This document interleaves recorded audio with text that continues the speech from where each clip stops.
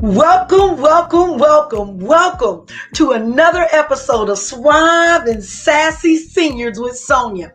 Listen, I am so glad you're here with me today because I have an amazing treat for you today. Now, just in case this is your first time seeing the show, I want to tell you a little bit about our show. On our show, we highlight seniors that live in our communities and around the country. Now, the reason we're doing this is because so many people believe that as we gracefully age, that we tend to fade. And that's not true. That's not true.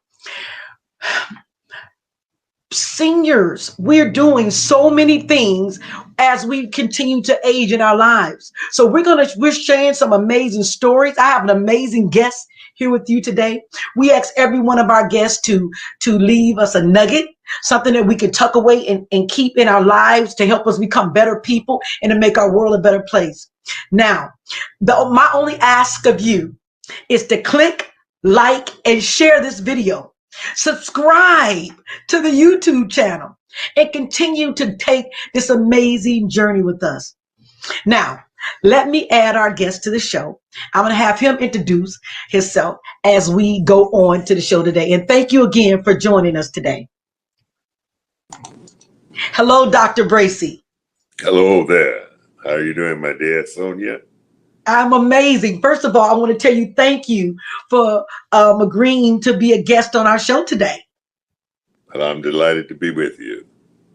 Thank you, sir. Now, I met you all at an event called All Black, where it was a community event in Titusville, Florida, that the community was doing free dental care, offering free grants and different things for dentistry for people in that community. And you and your beautiful wife was there. You're selling your book, but I met you all, and you all was saying that you guys do some pretty great things in the community. So could you elaborate on that a little bit and introduce yourself to my audience? Well, I'm more notably as Reverend Randolph Bracy Jr. I'm a retired pastor of 35 years from Philadelphia as well as Orlando, Florida. Presently, I'm Dean of the School of Religion at Bethune-Cookman University in Daytona Beach, Florida. But I'm a pastor. I'm 76 years old, okay? And I'm delighted to be about the work that you told me about Sassy Senior Show, that there is life beyond 35.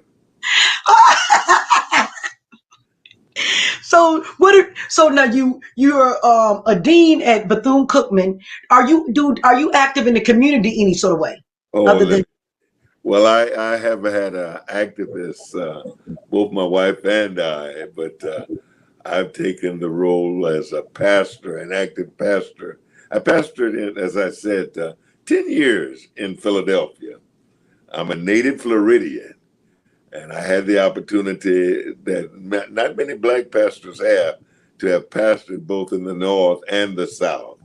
And while I was in the North, those 10 years, they were very exciting years because Philadelphia is quite an urban situation. And me yours truly coming from Jacksonville, that was really an awakening.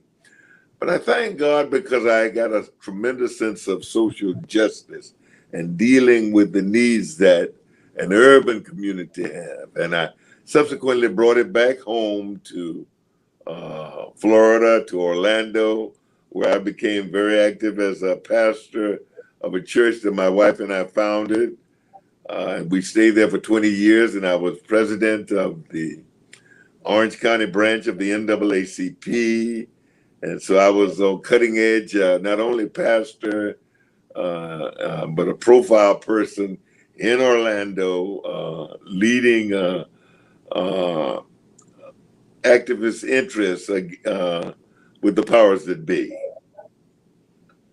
Exactly. Now, you said that you work with the chapter of the NAACP in Orlando. Now, I want to ask you a question, Dr. Bracy. in our communities. Now, when I say our communities, I'm specifically targeting African American communities. I know there's a lot of things going on in the news with police violence, but and we know that's something that needs to be addressed.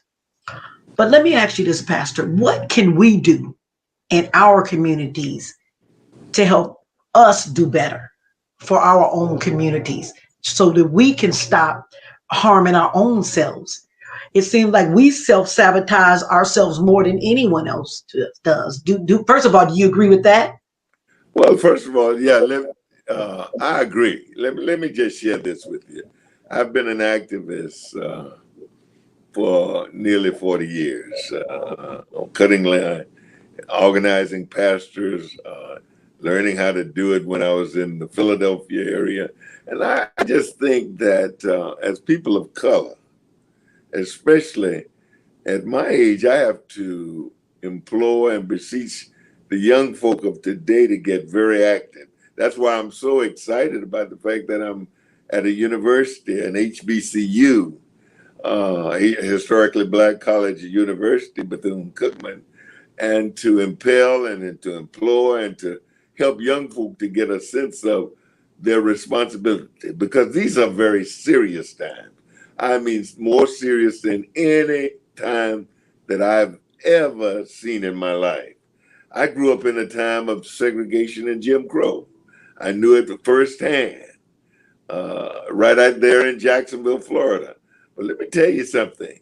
I've lived long enough to be able to say that we are in some very treacherous times, and I think it's incumbent, especially the older generation, to impel this younger generation. These are serious times, and every time I can get a young person to take very seriously where we are and the things that my generation may have won for them, you've got a group of people that are doing their darndest to disenfranchise, to take away and to take away those situations and circumstances that we won. And so I think it's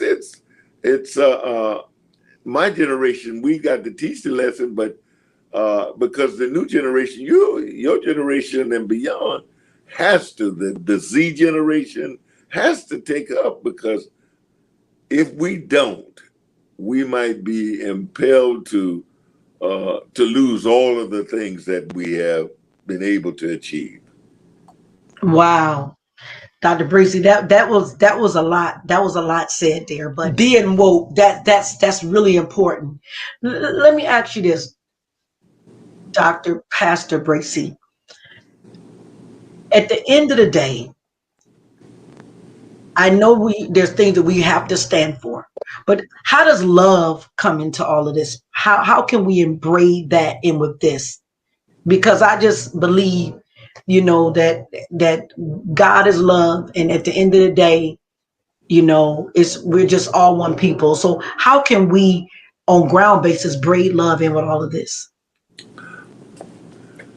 I think that it's absolutely essential when, as a Christian, I've been in the church literally since I've been 6 months old, and I've been taught to love my fellow man.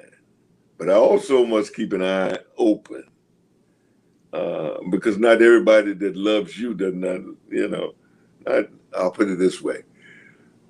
Not everybody has the same kind of thought patterns as it relates to loving one another. I think it's so important that we must keep one eye open as we embrace these times and tell our children about what needs to be done. Herein is love, that we love one another and we tell the Christ story over and over again. But we also must be ever vigilant that these times, a lot of people don't necessarily believe or embrace or come together on the kinds of things that we've been taught and inculcated from the very moment that we hit planet. If you were born into the church and born into the Christian community, a lot of people don't necessarily believe it. And a lot of people, for instance, we live in a time now where we have people who see a different Jesus than I do. We have some evangelicals that I'm at odds with. I'm definitely at odds with because they see the Christ and the love story from a totally different set of lenses than I do. For instance, you got people that can do so many ugly things toward people of color, the least and the last. And I wonder, how do you really say you are a Christian? And what all of the things that I see are totally the antithesis of what a Christian should ought to be. I love you, but okay, do I show love? Do I? Wow. You know, and that's a respectful way to look at that. And Dr. Bracy, I have to say this. You said that you were 70. Six. You've seen some history. You've seen stuff happen. You've watched a lot of news channels. You've lived through a lot of presidents. So you've seen America go up and down, up and down. So this is something that I want to ask you. What could you tell young people now? At you being 76, you look back when you were 26 or 36 or 46, people that are in these age groups, what other than stay woke, and which is more important, and be vigilant, what nugget can you leave with us so that we could carry this with our children, children, our grandchildren, all colors? This is, I'm talking about not only for African Americans, not white, Asian, all shades of the rainbow. What nugget can you leave with us being on this earth 76 years? Because you got some wisdom up under your belt there, being on this earth 76 years. That's a long time. Well, my story is a very interesting one. One, I tell this story to my children and their children's children, and every time I tell them, they have a look of incredulity. They couldn't have been that bad. But I tell this story. I went, and if you can imagine this now, I went from kindergarten, elementary school, junior high school, senior high school, 3 years at Howard University, 3 years at Bethune-Cookman, 2 years at Florida A&M University, and I never sat in a class with a Caucasian. I just that's 20 years. That's 20 Let years me of let that that marinate. Let me let that marinate. Can I let that? Let me. That's I wow. never sat in a class with a Caucasian. Now, Wow.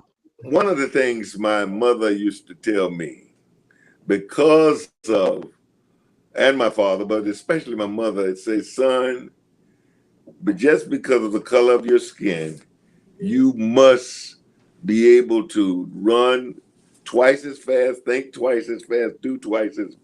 So I impel the students that I meet today that sit under my tutelage. I tell them, I say, let me tell you something. Don't you fool yourself. Things have not changed. Oh, I mean, the things have progressed, and I've seen, I've gone through the Martin Luther King Jr.'s. In fact, I was there with him when I was 12th grade in Jacksonville, Florida, where I You was understand. with who? You was with who in 12th grade? I went to a meeting at the Mount Airy Baptist Church in Jacksonville, Florida, and I saw Dr. King. Oh, Wow. yeah, yes. I was in 12th grade. That's amazing. Yes. Uh, so I've seen that. And I went to Howard University, and one of my classmates was Stokely Carmichael, Wow. um, uh, who was the architect of the Black Power movement and the lifting of the fists and stuff. I've gone the route of all of that. But Wow. as a person of color, I tell my children, education is still the key. Education is still the key for the success of the Black man and woman in American society. I'm so thankful and grateful to see Black women uh, going on to higher heights.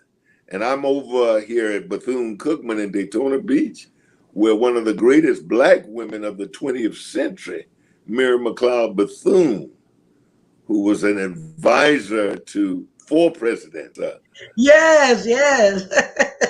And I'm not, and I thank God for the legacy that she led.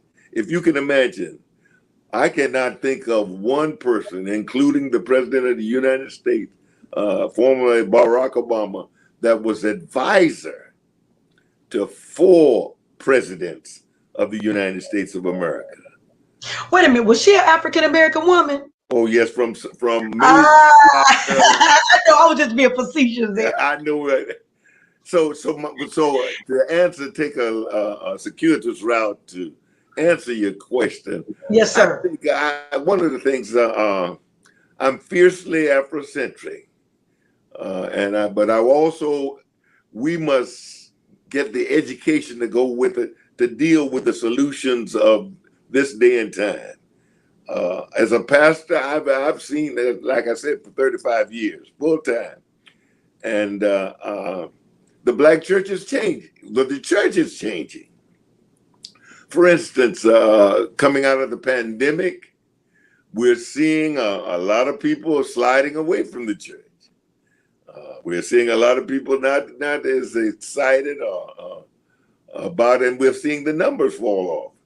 And I think that once we're beyond the pandemic, there's some, how will I say, there's some questions. As I teach young preachers and seminarians, there are some questions we're going to have to answer about how we do church beyond the pandemic. We're going to have to deal with some situations that are really confronting us, especially as people of color.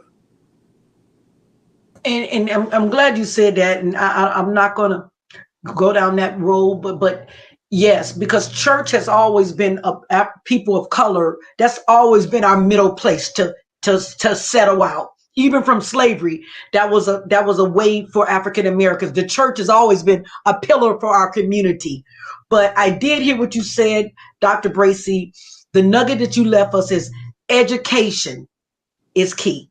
It is. It is. Education, you cannot get enough of that, and I co-sign with you when you said how African American women are rising up and getting higher and higher education throughout their tenure of education. They're educating themselves more. I think those numbers are on the rise even more now. So but Dr. Bracy, thank you for sharing your wisdom.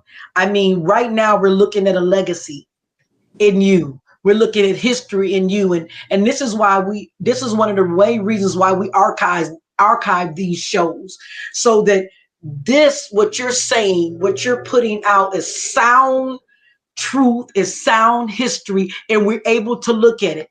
For young people who would never ever have seen a real Martin Luther King other than on a black and white picture, or real Malcolm X or Mary McLeod Bethune, right now you have Dr. Randolph Bracy Jr. here. This is our history right here in our time. So let's embrace his wisdom. Let's glean from what you said and what he said to us, and take it to your children and your grandchildren and your great grandchildren, because this is what, in all colors, it's just not only for African Americans. Everyone needs to know history so that we don't repeat it. Is that right, Doc? That's George Sariana. Yes. People are doomed to, if they don't know their history, they're doomed to repeat it. Please, we have had 411 years of bondage and servitude and the like right here in this country. My thing for the new generation, you have a stepping stone, a precipice to step from, a platform, if you will, to make a major difference. in this further in the 21st century. And so I impel you, I implore you, I beseech you by the mercies of God that you get in line with what is God is about to do in this day and time. Thank you, Doctor. That is wow. That I don't even want to comment behind that. Thank you, Dr. Bracy. Thank you so much. Listen, click like and share this video. This is something that needs to be heard and need to be shared. Thank you all.